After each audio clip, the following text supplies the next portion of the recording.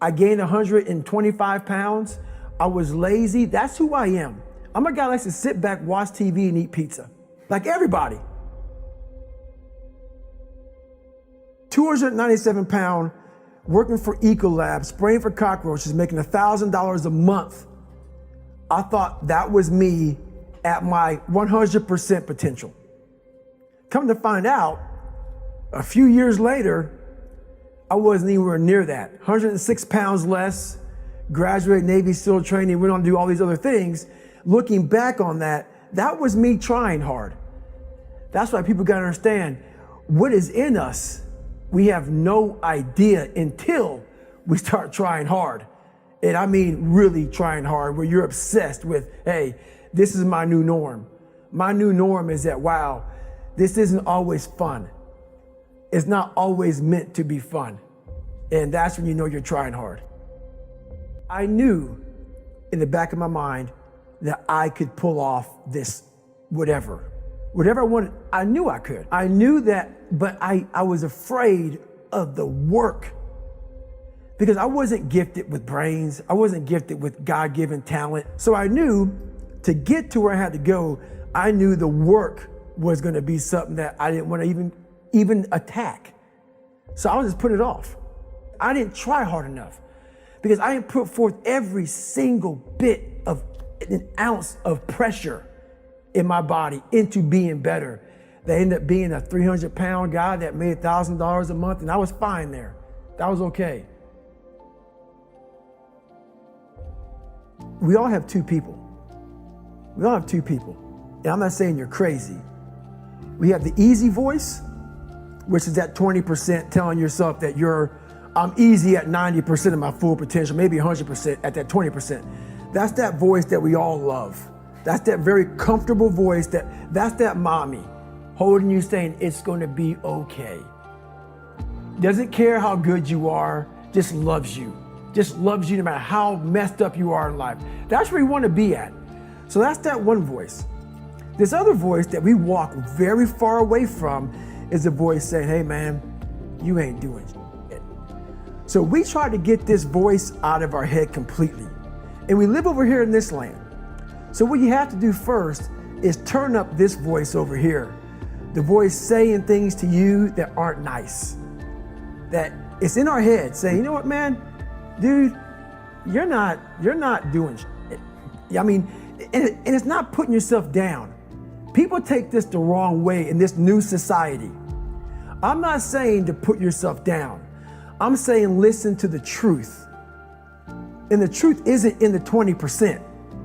The truth is in this other part of your brain saying, look, man, you're wasting a bunch of percentage here. We have 80 more percent that we're not tapping into because in this other 80% is suffering, pain, failure,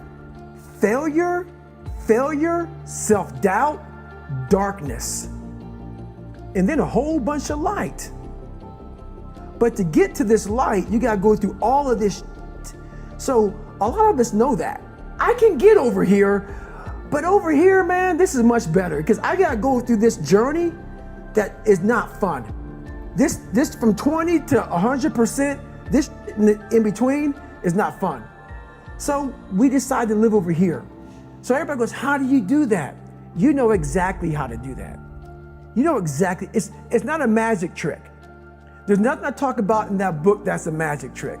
It's all back down to a very primitive mindset of we just have to do. It's like breathing. Breathing becomes normal. Like we don't even know that we're doing it. That's how you have to live your life. When that alarm clock goes off at 4 or 5 in the morning, your mind says no. You just say, it's just what we do. It's what we do now. Because to get to where you want to go, the amount of pain involved, I'm not saying physical, I'm not saying you got to break yourself off.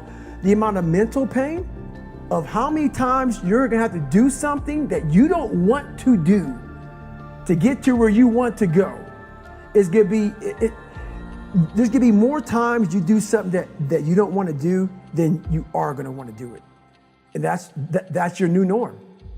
In your brain, is the most powerful weapon. I talk about that in one of these chapters. Your brain is the most powerful weapon in the world. Once you put away your phones and your computers and all that we have nowadays, yeah, that's great. We're up to date, but your brain is the only thing you have when you're going through depression, when you're going through hard times, when you're going through death. Real life, you can't Google that shit, man. You're alone. You're alone. You may have a shrink you're going to, you may have a best friend you're going to, but there's 24 hours in a day where you're alone in this brain. And your brain is talking to you in all kinds of ways. And it wants to control you and pull you in these different pockets. If you can't control your own brain and your brain controls you, you got to tell your brain where you want to go and how you want to go and how you want to get there. You got to control it. If not, it's over. We all look for toughness. We all want it, but we look for it in a comfortable environment. You will not find toughness in a comfortable environment. Those of you who are listening to this, whoever hear this, you will not find it. I will try and look for it everywhere. The only way you find it is to drown yourself in a position where you're just out of sorts, where you can't swim and you're drowning. You're drowning. You're drowning in life. But you say, you know what, man? Dad, I'm gonna figure out how to backstroke or something. I'm gonna figure out how to, and then through figuring out all these tools, your mind starts to, when you quit, your mind does this. Because you're out. Once you say, I'm not gonna quit, this is the 40%. When you quit, your mind says, we're done. So it doesn't expand. There's no expansion when you quit. When you say, this sucks, I'm drowning, I'm miserable, I'm suffering, I'm broken, but I'm not going anywhere. What happens to your mind is it does this. It says, he's not leaving. So we got to expand. We got to grow. We got to figure this thing out. So then these compartments in your brain start to they have to work. They have to work. And then you start to engage parts of your mind that you never engaged before. But you can't engage it by sitting back in these nice chairs, drinking this nice water, talking to you, talking about what I want to do. That's where the 40% thing comes in. It comes in when you're in suffer mode and you say, I'm not going to quit. You're forcing your brain now to operate on a level it's not used to, but then it becomes used to it. Once you come face to face with who you are, you have a starting point. All right, I'm not real smart. I have no courage. I have no self-esteem. I have no nothing. Nothing. That's my starting point. Now we can move from there. But if I tell myself I'm strong, I have courage, I'm smart, and all these are lies, you continuously push that starting point backwards. Right? So that starting point is the truth. The no bullshit truth that only you can tell yourself. Literally, I started feeling victory just by putting myself in the battle. It wasn't about going to Navy SEAL training. It wasn't about being the 23rd guy in that chair. I started realizing, man, just by going to war with myself every day and putting these challenges and these goals and these obstacles, these insurmountable obstacles. So it wasn't about losing 106 pounds. Me losing 5 pounds was an accomplishment. Me losing 10 pounds and then 50 pounds. And then the more I did this, the more I gained confidence. And then the more I gained confidence, the more I realized, these Navy SEALs, man. These guys can't do what I'm doing right now. I had no coach, had no trainer, had no money. I didn't know how to lose weight. I had no knowledge of what I was doing. I was just working. I was just sacrificing. And then through that, all these different tools started coming up. But I would have never found these tools if I didn't put myself in a very uncomfortable place.